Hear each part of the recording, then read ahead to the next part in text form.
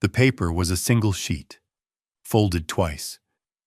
Silas held it out to her on the porch of the cabin her husband had built, the raw pine boards still smelling of sap and effort. It was October 28th, 1901. Thomas had been in the ground for 6 days. The cold was already settling into the high country around Jericho Springs, a hard, mineral cold that promised a brutal winter. Ilara Finch stood with her hands loose at her sides, not reaching for the document. Her son, Caleb, all of 7 years old, watched from behind her skirts. Inside, 4-year-old Maeve was asleep, a small bundle of warmth against the coming chill. "It's the deed, Ilara," Silas said. His voice was thin, like the air at this elevation of 8,500 feet. He was Thomas's younger brother, a man who had always seemed to be calculating angles, even in grief. "Signed over to me, last year." Thomas knew his lungs were giving out. He wanted to make sure things were taken care of. She finally took the paper. The notary seal in the bottom corner was from a town 100 miles away, dated 11 months prior.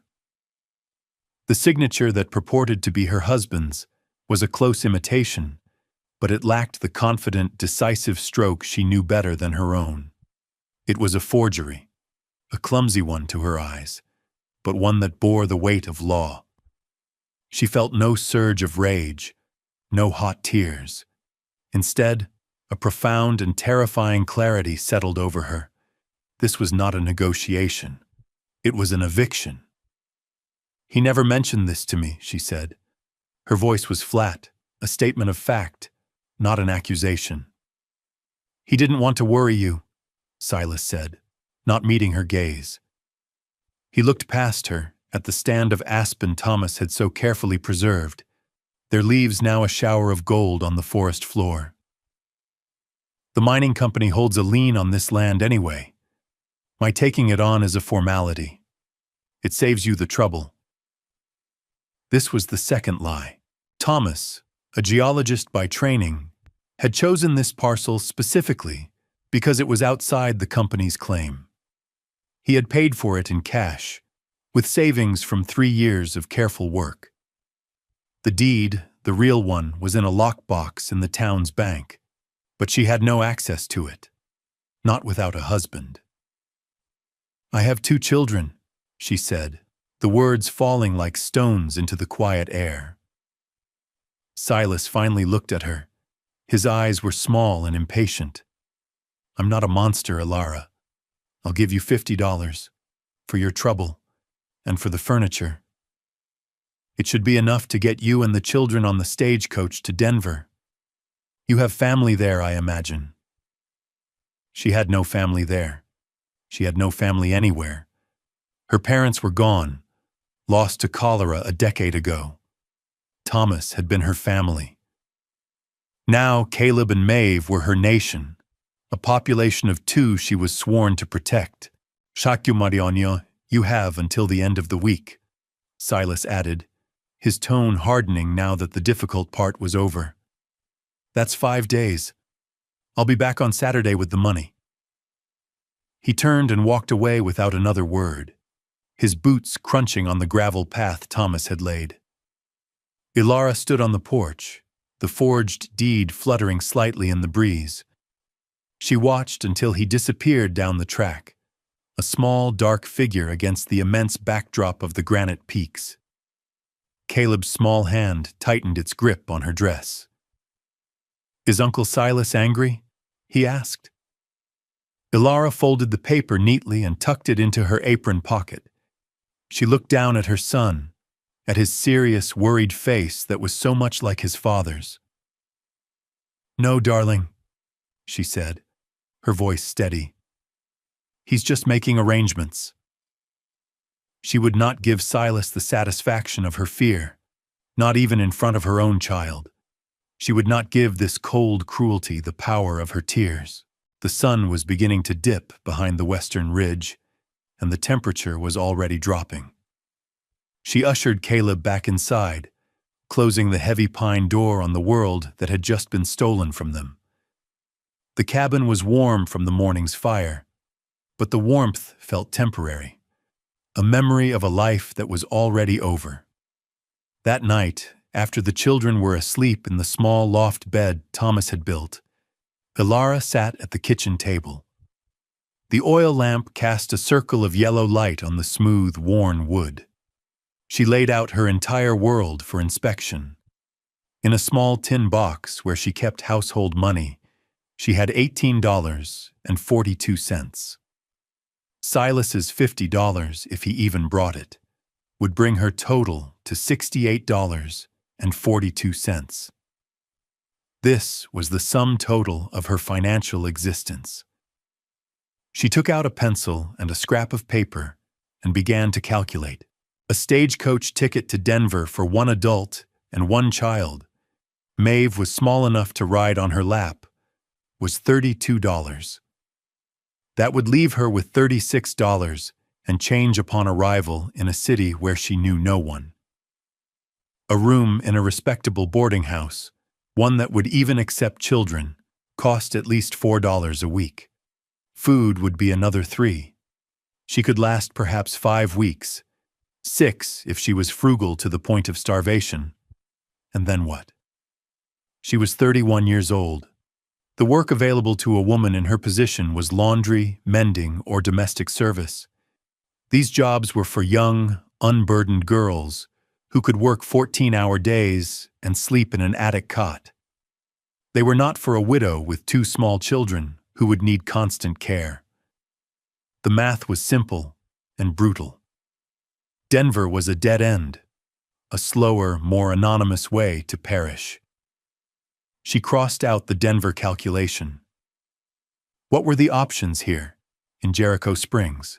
The town was a company town, built around the silver mine. The only work was mining for the men and servicing the miners for the women. She could not work in the saloons or the boarding houses for the same reason she couldn't in Denver. The few respectable families had no need for a housekeeper. She could perhaps take in laundry, but she no longer had a house. The 5 days Silas had given her were a countdown to homelessness. She sat back, the pencil resting on the paper. The numbers stared up at her, stark and unforgiving. She felt the cold press in, not from the outside, but from within. It was the chill of absolute solitude. She was a ship cut from its moorings, adrift on a vast and indifferent sea. Thomas was gone. His strength, his quiet competence, his deep well of geological knowledge, it was all gone. All that remained was her, and the 2 small, breathing lives in the loft above. Self-pity was a luxury she could not afford. It was fuel burned for no heat. She pushed it away and focused on the facts. They had $68. They had 5 days. Winter was not coming. It was here. The first snows often fell in early November, and by December, the passes would be closed. The temperature would drop to 20, sometimes 30 below zero. Snow would bury everything under a blanket 6 feet deep. Survival in this country was a matter of engineering, of calories and BTUs, of shelter and fuel. She had none of these things. Her eyes fell on a small shelf near the stove. It held Thomas's field ledgers, a dozen small, leather-bound notebooks filled with his precise, angular handwriting. He had been a man who observed the world with scientific rigor. He didn't just see mountains. He saw granite uplifts, limestone strata, glacial moraines. He recorded everything: rock compositions, fissure patterns, water tables. She had loved this about him, his ability to read the story the land was telling. It had made her feel safe, as if the world, for all its chaos, was ultimately legible, governed by laws of physics and time. Now it just felt like a cruel reminder of all she had lost. She picked up the most recent ledger, the one from the previous summer. She flipped through the pages, seeing sketches of rock formations, notes on mineral deposits. It felt like an intrusion, a conversation she was no longer a part of. She was about to put it back when a particular page caught her eye. It was a detailed sketch, not of a rock face, but of a specific location. She recognized it instantly. It was a place about 2 miles up the southern flank of Sentinel Peak, a place he had taken her and Caleb to on a picnic just before the first signs of his illness had appeared. He had called it the Sun Pocket. The drawing was annotated with his meticulous notes. South-facing limestone outcrop, one note read. Natural overhang, approximately 20 feet deep, 15 feet wide. Dry floor, excellent drainage. Protected from north wind. Another arrow pointed to the rock itself. High thermal mass. Absorbs solar radiation all day. Releases heat slowly overnight. At the bottom of the page, he had written a summary, as if for a formal report. A remarkable geological anomaly. A natural passive solar structure. Could maintain a temperature 20 to 30 degrees Fahrenheit above ambient in winter conditions, with minimal additional heat source. She stared at the drawing, her heart beginning to beat a little faster. It wasn't a memory of a picnic. It was a blueprint. Thomas hadn't been showing off his knowledge that day. He had been teaching her, sharing a secret the land had told him. He was a man who planned, who saw possibilities and contingencies everywhere. He could not have known that Silas would betray him, that she would be cast out. But in his careful, methodical way, he had left her an inheritance. It wasn't money or property. It was knowledge. It was a location. It was a chance. She looked from the ledger to the cold, dark windows of the cabin that was no longer hers. A new calculation began to form in her mind, one not of dollars and cents, but of stone and sun and firewood. She was not alone, not entirely. A part of him, the most practical and wisest part, was still with her, captured in ink on a page. This could work. This could actually work. The next morning, she woke the children before dawn. The air in the cabin was frigid. She dressed them in their warmest clothes, layering shirts and sweaters. "We're going on an adventure," she told them, her voice more confident than she felt. "To a special place Daddy found." Caleb, old enough to sense the tension beneath her words, was quiet and watchful. Maeve was simply excited at the prospect of an early morning walk. Ilara packed a small bag with what was left of their bread, a piece of cheese, and a canteen of water. She left everything else. She would be back for what she could carry, but for now, speed and secrecy were paramount. She didn't want to risk running into Silas or any of his cronies. They set out as the first light touched the highest peaks, painting them a pale, ethereal pink. The 2-mile walk was an ascent of nearly 1,000 feet. The path was steep, littered with fallen timber and loose rock. Maeve's small legs tired quickly, and Ilara had to carry her for long stretches, the child's weight a familiar, grounding burden. Caleb walked ahead, his small figure a study in determination, occasionally looking back to make sure she was still following. The air grew thinner, colder. The ponderosa pines gave way to hardy scrub oak and juniper. Ilara followed the map in her memory, guided by Thomas's remembered words and the shape of the ridgeline against the sky. He had pointed out the landmarks, a twisted, lightning-scarred pine, a distinctive outcrop of granite that looked like a seated man. After nearly 2 hours of hard climbing, she found it. The entrance was cleverly concealed, tucked behind a thicket of mountain laurel and a curtain of dry, hanging moss. From 50 feet away, it was invisible, just another part of the rock face. but as she pushed aside the branches, the opening revealed itself. It was exactly as Thomas had sketched it, a wide, low arch in a vast wall of pale gray limestone.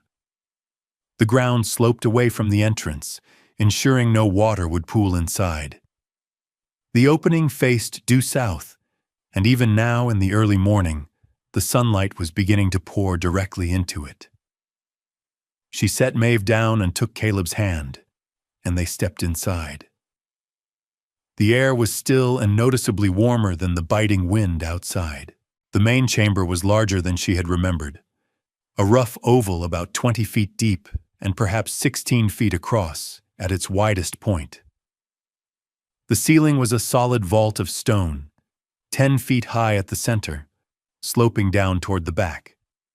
The floor was not dirt, but smooth, packed stone, completely dry. To the right, a smaller opening led to a second, narrower chamber, a kind of natural pantry or storage room.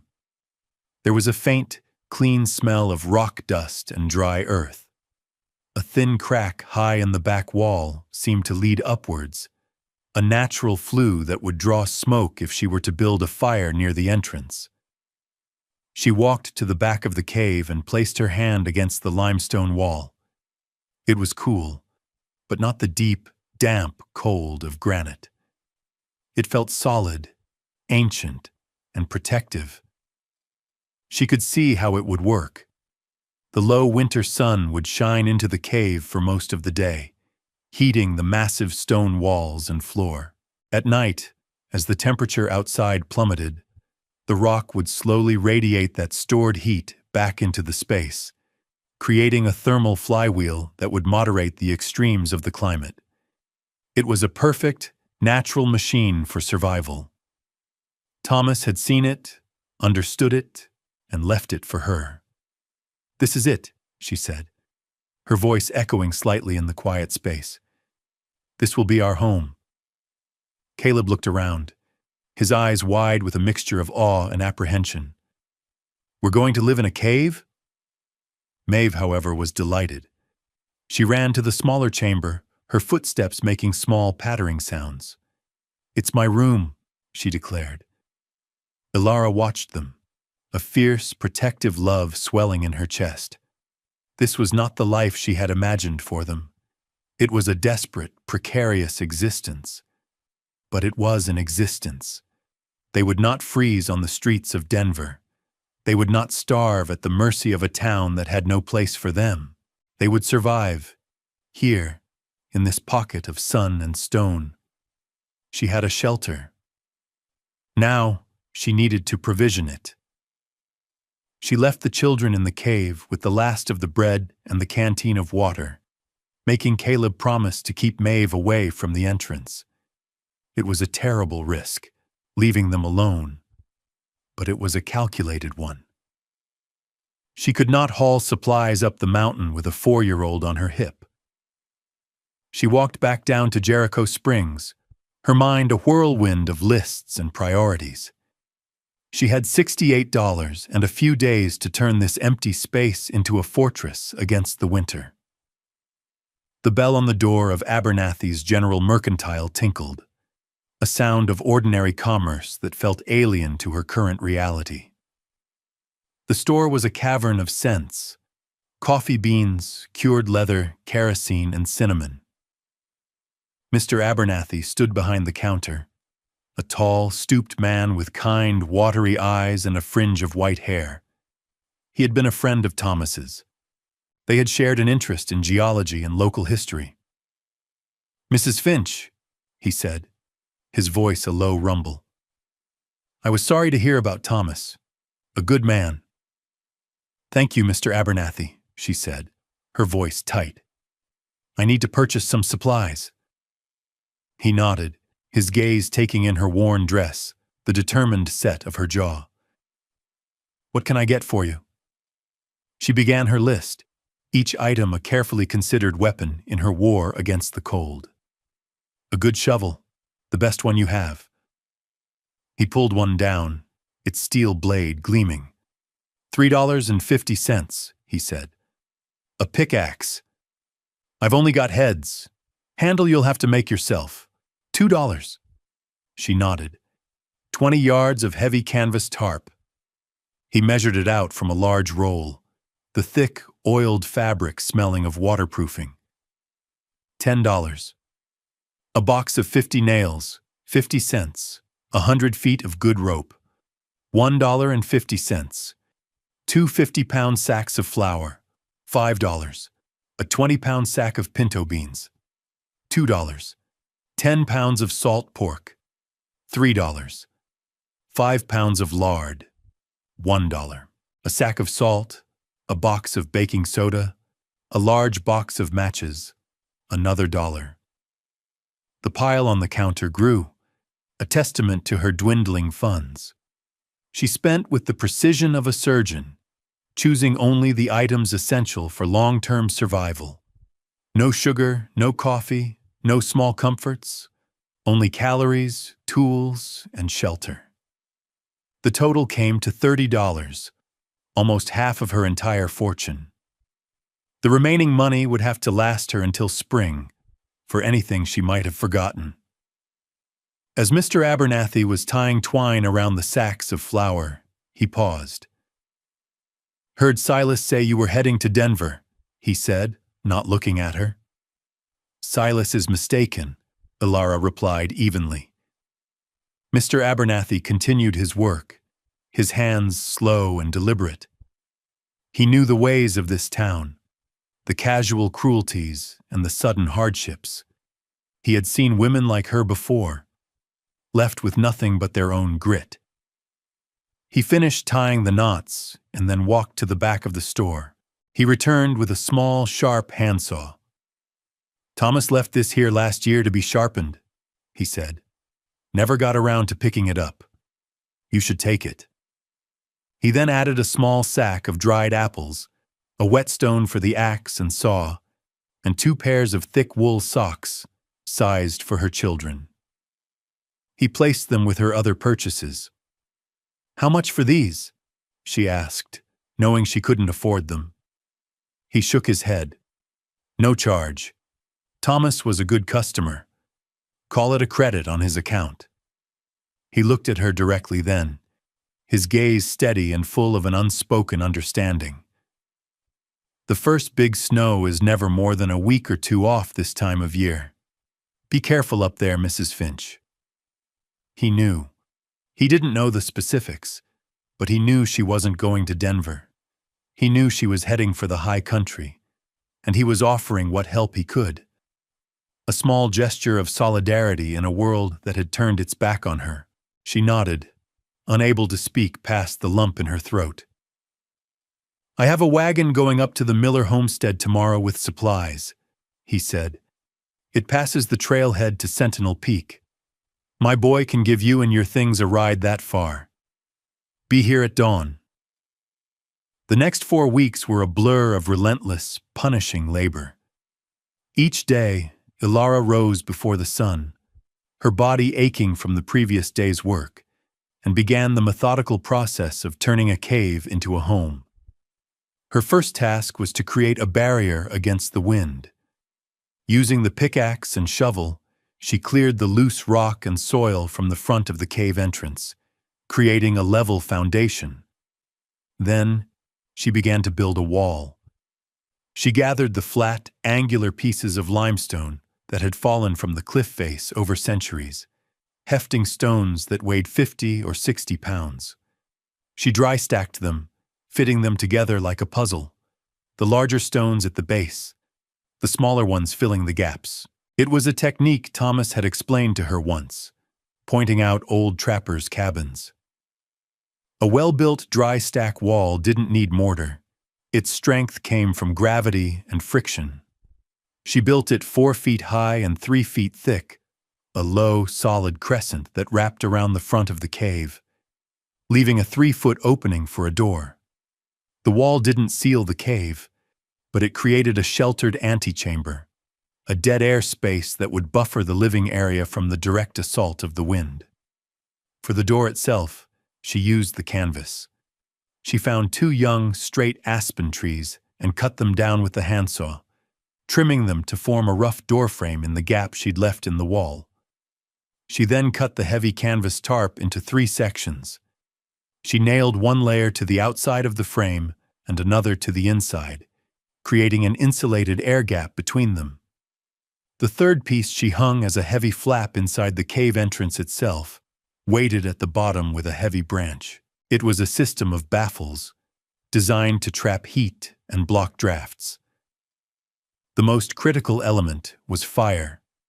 A fire inside the cave would fill it with smoke, and she didn't trust the natural flue enough to risk suffocating her children in their sleep. Instead, she remembered an article Thomas had read to her from a military journal about techniques used by soldiers on the plains. It was called a Dakota fire hole. In the sheltered area behind her new wall, she dug 2 holes about 1 foot in diameter and 2 feet deep, separated by about 3 feet of earth. Then, using the pickaxe, she painstakingly chipped out a tunnel connecting the bottom of the 2 holes. One hole was for the fuel. The other, positioned to catch the prevailing wind, was the air intake. This design created a clean, hot, and incredibly efficient fire. The flames were below ground, protected from the wind, and the air tunnel provided a constant draft that ensured complete combustion, producing maximum heat with minimum smoke. The heat would radiate upwards, warming the stone antechamber and, by extension, the cave itself. It was safer and consumed far less wood than an open fire. Wood was her life. It was the currency of survival. Every hour that the children were asleep or playing safely near the cave, she was foraging. She worked her way across the mountainside, gathering the abundant deadfall, pine, aspen, and juniper. She used the saw to cut the larger pieces into manageable lengths, and a small hatchet she'd brought from the cabin to split them. She hauled the wood on her back, load after grueling load, her muscles screaming in protest. She stacked it in the second, smaller chamber of the cave, organizing it by size and type. Pine for starting fires, aspen for long, slow burns. The woodpile grew, a dense, fragrant wall of fuel that represented security. She calculated her needs obsessively. A family in a drafty cabin might burn a cord of wood a month. Her shelter was more efficient, but she planned for the worst. She aimed to gather enough for 5 months, a monumental task. By the end of October, the woodpile filled the entire side chamber, floor to ceiling. Inside the main cave, she made their living space. She wove beds for them from willow branches, creating raised platforms that would keep them off the cold stone floor. On top of these, she piled thick layers of fragrant pine boughs, which served as both mattress and insulation. Their few blankets went on top of that.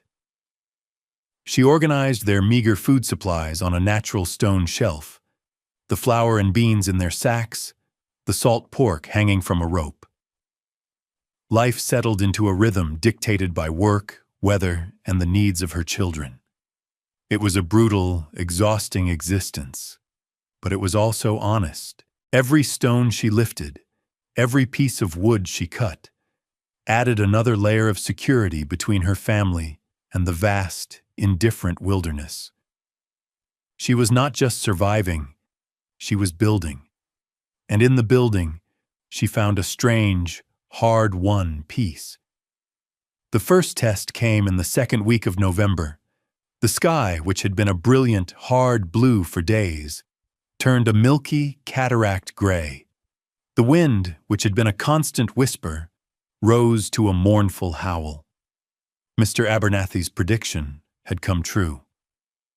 The first great blizzard of the season, a storm the old-timers called the Widowmaker, descended on the high country.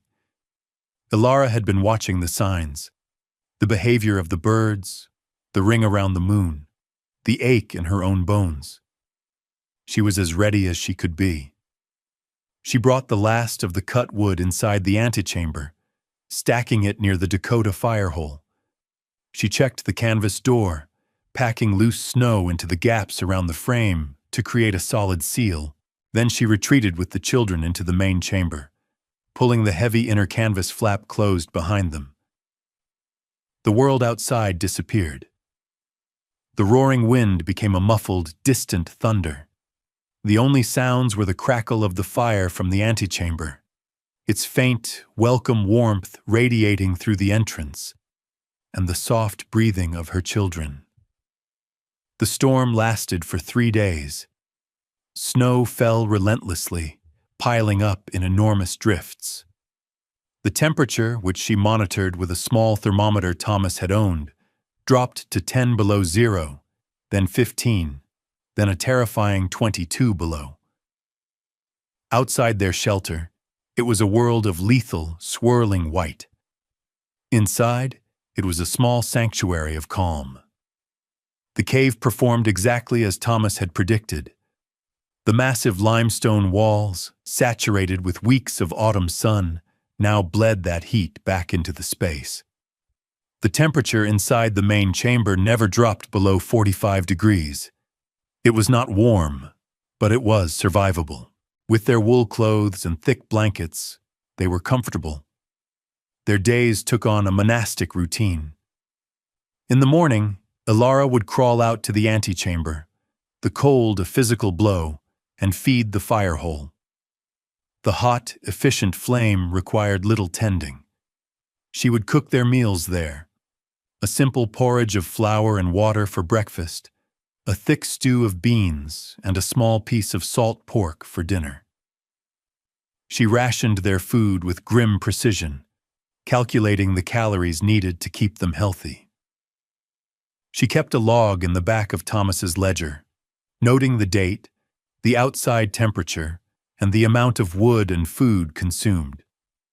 It was a scientific document of their survival. She spent the long hours telling the children stories, drawing pictures with charcoal on smooth stones, and teaching Caleb his letters. They were safe, they were fed, and they were warm. On the 3rd day, the wind died down, and a profound silence fell. Ilara pushed open the outer canvas door and was met with a wall of snow. The storm had buried their entrance completely. For a moment, a flicker of panic went through her, the fear of being entombed. But then she remembered something else Thomas had told her. The deep snow was not a prison. It was insulation. An igloo worked on the same principle. The snow tunnel she would have to dig would protect their entrance from the wind and keep the ambient temperature just below freezing, a vast improvement on 20 below. She took the shovel and began to dig. An hour later, she broke through to the surface. The world was transformed, a blinding expanse of white under a newly cleared, brilliant blue sky. The air was so cold, it hurt to breathe. But they had done it. They had faced the worst the winter could throw at them, and her engineering, Thomas's legacy, had held. They had survived. Word of the woman on Sentinel Peak spread through Jericho Springs in whispers. It began with Mr. Abernathy, who, when asked, would simply say that Mrs. Finch and her children were provided for. Then came the hunters who, tracking deer in the high country after the first storm, saw the faint plume of clean burning smoke rising from an impossible spot on the rock face. They saw her tracks, the evidence of her wood gathering. They saw the neat, solid construction of her low wall. They reported what they saw back in town, and the story took on the quality of a legend. Silas, when he heard the rumors, dismissed them. He told people she had lost her mind with grief and wandered off, or that she had taken his money and left on a midnight stage. He had sold the cabin and the land to a speculator from the mining company and was trying to put the whole affair behind him. The first visitor arrived in early December. It was a young woman named Mary Gable, the wife of a miner who lived in one of the poorly constructed company shacks at the edge of town. Her face was chapped with cold, her eyes wide with desperation. She carried a small, coughing baby bundled in a thin blanket. "They say you know how to stay warm," Mary said, her voice trembling, half from cold, half from fear. "My cabin. The wind comes through the walls. My stove eats wood faster than my husband can cut it. The baby, he's been sick for a week." Ilara brought her inside the cave, into the steady, quiet warmth. She gave her a cup of hot water infused with pine needles, a trick she had learned from one of Thomas's books. She listened as Mary described her situation. It was a story of poverty and poor construction, of a family fighting a losing battle against the cold. Ilara did not offer pity or charity. She offered knowledge. She took Mary outside and showed her the construction of the Dakota fire hole, explaining the principles of airflow and efficient combustion. She showed her how she had sealed the canvas door with packed snow. She drew a diagram in the snow with a stick, illustrating how to build a small, insulated antechamber for their cabin's front door. "Stop trying to heat the whole world," Ilara told her. "Make one small room as airtight as you can. Live in that room. It's not about a bigger fire. It's about holding the heat you have." She gave Mary a bundle of her own dry, seasoned aspen wood. "This will burn slow and hot," she explained. "Your green wood is wasting half its heat just boiling off the water inside it." Mary Gable left that day with a new understanding, and with a small but tangible measure of hope. A week later, her husband came up the mountain with a quarter of a freshly butchered deer, a silent offering of gratitude. Others followed. An old trapper whose own cabin had been damaged in the storm came for advice on rebuilding his chimney. A family of 5, new to the territory, and utterly unprepared for the ferocity of a high-country winter, came to learn how to bank their fire and insulate their floor. Ilara became an unlikely oracle. She never turned anyone away. She shared what she knew, dispensing practical, life-saving information with the calm authority of someone who had tested these principles with her own life. She was no longer just the widow Finch, an object of pity or scorn. She was the woman in the cave, a source of wisdom that was more valuable than gold in the depths of winter. She was, almost without realizing it, becoming the resilient, beating heart of the community that had cast her out. In late January, a new mine superintendent arrived from the head office in Denver. His name was Arthur Davies, a man in his late 40s with a degree in engineering from the Colorado School of Mines. He was a man of systems and efficiencies, sent to Jericho Springs to modernize the operation, and more pressingly, to address the alarming rate of sickness and absenteeism among the miners and their families. He found a workforce plagued by respiratory illnesses, frostbite, and the general malaise that came from being perpetually cold. His foreman told him the problem was the housing. The company cabins were little more than drafty boxes, impossible to heat. "Some of the men have been making improvements," the foreman said. "Learned some tricks from the cave woman up on Sentinel Peak." Davies was skeptical. "The cave woman?" "Finch's widow. Her brother-in-law threw her out. Everyone thought she was dead. Turns out she's been living in a limestone overhang all winter, and thriving by the sound of it." Intrigued, Davies decided to see for himself. He was a practical man who believed in evidence. He made the 2-mile trek up the mountain, following the well-worn path in the snow. He found Ilara splitting wood, her movements economical and strong. He introduced himself, explaining his position and the reason for his visit. Ilara regarded him with her usual calm composure, neither deferential nor hostile. She simply waited for him to state his purpose. He asked if he could see her shelter. She led him inside. Davies, the engineer, took in every detail. He ran his hand over the dry stack wall, noting the tight fit of the stones. He examined the canvas door system, understanding immediately the principle of the airlock it created. He peered into the fire hole, recognizing the efficiency of the design. He paced the interior of the cave, his eyes scanning the dry floor, the high ceiling, the smoke-free air. He placed a hand on the back wall. It was radiating a gentle, persistent warmth. "Remarkable," he said, more to himself than to her. He began to speak, using the language of his profession. "You've maximized the thermal inertia of the limestone. The southern exposure gives you passive solar gain, and the mass of the rock stores that energy. This fire pit, it's a near-perfect updraft gasifier, clean combustion, minimal fuel waste."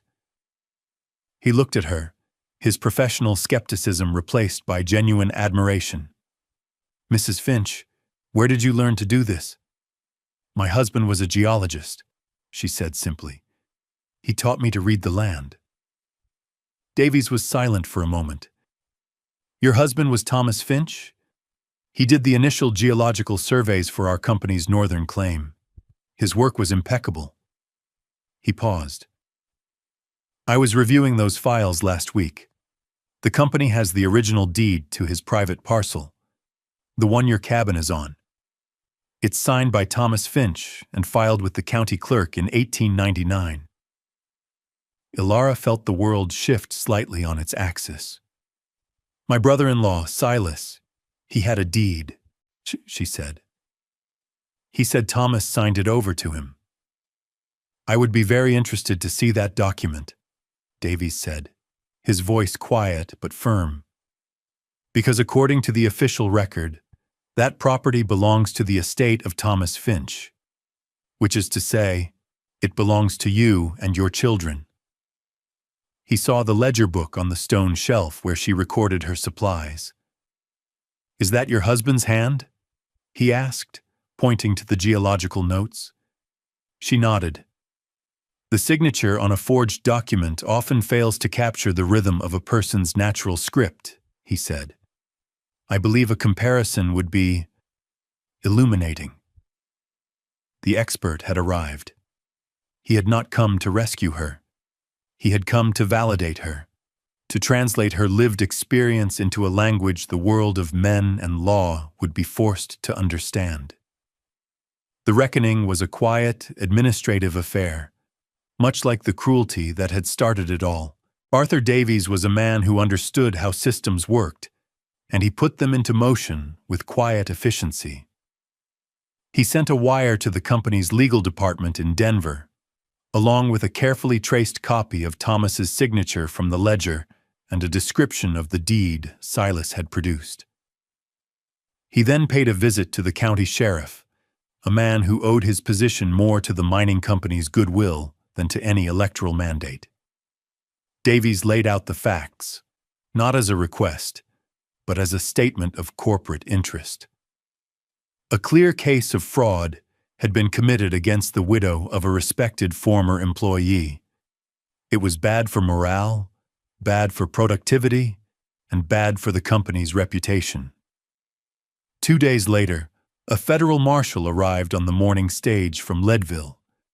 He was a tall, grim-faced man who did not waste time on pleasantries. He, along with the now highly motivated sheriff, found Silas overseeing the loading of ore carts at the mine. They arrested him on the spot, in front of the assembled miners. The charge was fraud. Silas, who had built his small empire on bluster and intimidation, crumbled. Faced with the evidence, the conflicting deeds, the expert testimony of a handwriting analyst procured by the company, and the quiet, unassailable fact of Ilara's survival, he confessed. Mr. Abernathy brought the news up to the cave himself, his face alight with a satisfaction he did not try to hide. Ilara listened, her expression unreadable. There was no triumph in her, no joy at Silas's downfall, There was only a quiet sense of an equation being balanced. The injustice had been named, and it had been answered. That was all. The mining company, eager to resolve the situation and impressed by Davies's report on Ilara's practical genius, made her an offer. They formally restored her title to the cabin and the land, clear of all liens. They offered a cash settlement of $500 as compensation for her hardship, and, most remarkably, they offered her a job. Arthur Davies wanted to hire her as a consultant, at a salary of $30 a month, to oversee the winterization of the company's housing. He wanted her to teach the miners' families what she knew, how to build what he had termed the Finch-Davies thermal enclosure for their doorways, how to improve the efficiency of their stoves, how to manage their fuel. Her knowledge, born of desperation, had been given a name and a value. She accepted. That spring, when the snows finally melted and the first green shoots of mountain laurel appeared, Ilara and her children walked down from Sentinel Peak for the last time. They moved back into their cabin. The space felt impossibly large and luxurious after the compact security of the cave. But something had changed. The cabin was her house, but the cave, the sun pocket, remained her home. It was the place that had saved them. It was the place she had built. She did not abandon it. Once a week, she would walk the 2 miles up the mountain. She swept the stone floor clean. She ensured the dry stack wall was sound. She kept a small, neat pile of seasoned firewood in the side chamber, along with a sealed tin of matches and a small sack of beans and flour. It was an insurance policy against the fickleness of the world. It was a monument to her own resilience. She had faced the cold, the cruelty, and the calculation of men who saw her as disposable. She had met them all not with pleas or with tears, but with stone and fire and knowledge. She had not been rescued. She had rescued herself. And in doing so, she had become someone her former life could never have produced. A woman who knew the precise architecture of survival, who understood that the surest foundation was the one you built with your own 2 hands.